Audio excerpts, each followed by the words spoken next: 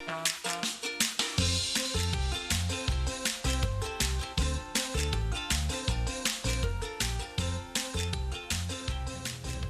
that's right, this morning we are going to be chatting with the candidate for deputy political leader under the Vasant Bharat slate for the internal elections of the UNC. I'm talking about Dr. Stephen Ramroop. Good morning, Dr. Ramroop. Morning, morning. How are you doing, sir? How are you doing? I'm all right. How are you doing this morning? Well, I'm fine. Got up a bit early. Welcome to my world.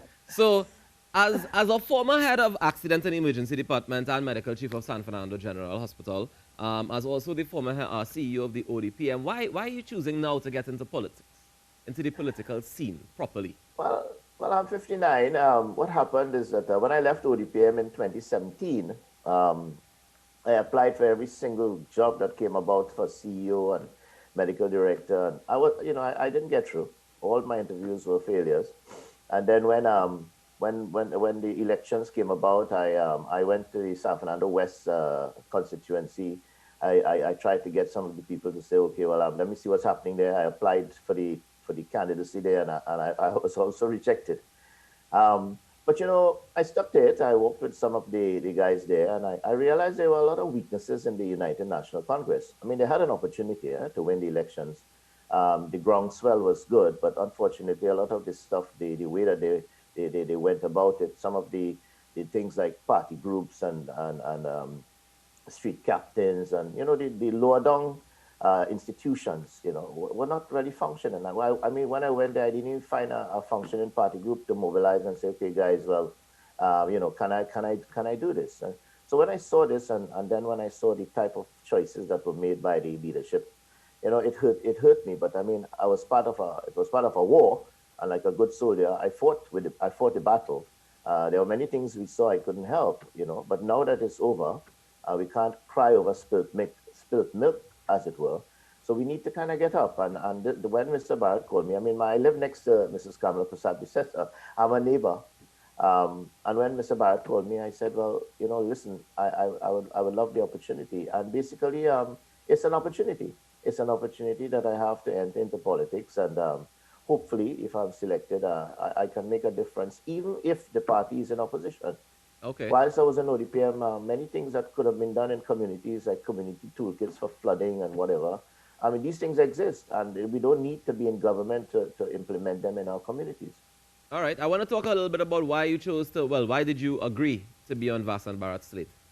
Well, as I said, it's an opportunity that was given. Vasant I knew him from very long, and also I think the team can offer a change. It's all about change, and I think this is one of the main reasons. The opportunity is there.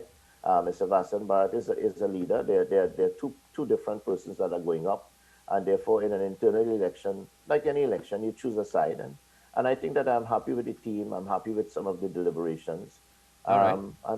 And that's basically what it is all about, given an opportunity to change. Can you tell me some of the things that you and your team want? You're talking about change often, and I want to know what are some of the things that you do want to change if you Well, I think one of the biggest problems we have is in the party and many institutions. Even when I was ODPM, when I went into ODPM in 2011, nobody wanted to hear about it. It was a waste of time.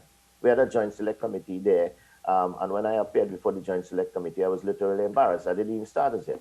So what we hope to do is what I did in ODPM, work with the team, build team building, support the facilitation of the team, get the party institutionalized, put in party groups, put in an internal mechanism that is strong in all the 41 constituencies, including Tobago.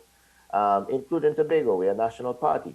And therefore, that is one of the main things, to institutionalize the party. The other thing that's very important is to train people.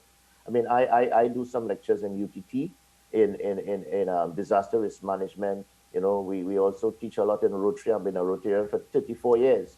And we teach leaders in Rotary to be good at public speaking, teach them about crisis management, crisis communication. And a lot of these things knowledge could be imparted to our councillors or aldermen, some of the chairmen that we choose, you see?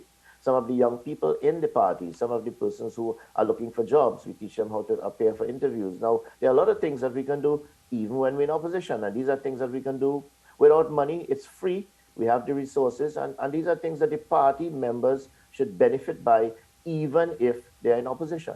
Okay. Tell me some of the challenges that you anticipate in this election. Well, one of the biggest problems I think we have is the perception that there's going to be cheating in the elections. I mean, it's hearsay, maybe, and I know that the people in the party itself, the leadership, current leadership, wouldn't stoop to something that is so low. I mean, I'm hoping that they are just rumors. But some of the evidence that we have coming forward is actually supporting the rumors. I mean, how can you get a list as another team, and the list has no name, sorry, no street, house name or number, and there's no numbers to call the people out there. You get a list that, okay, this is the list that's going to be presented, and there are no numbers. And what happens is, and somebody called me from the party about a week ago and asking me to support the other team, the star team, and I asked him, well, where did you get the name from? And it's amazing that they are calling with numbers, and I don't have a number to call on my list. So when you see things like this, you have to be, you get worried.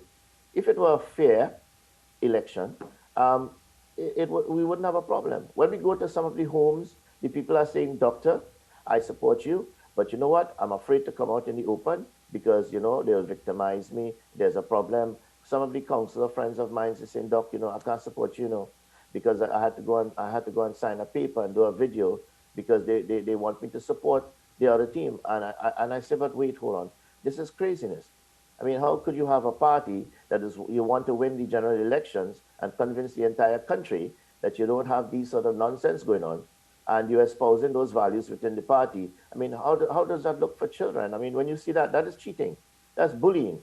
So I think that is some of the problems that we might have mostly. I think we can win this election only if it's fair and free, and there are no problems and people are not stealing or trying to change ballots and do all sort of craziness. Let's Okay. hope that good sense prevail and we have a free and fair elections. Indeed. Well, look, all the best to you, Dr. Stephen Ramroop. Thank you very much for joining us this morning, and all the best with the election coming up. Hey, thanks, buddy. No Thanks very problem. much. Take care. Enjoy your day. All right. Well, on that note, ladies and gentlemen, that was Dr. Stephen Ramroop. He's a candidate for deputy political leader under the Vasant Bharat slate at the internal elections of the United National Congress. Let's take a quick break, and when we come back, we still have more in our morning show.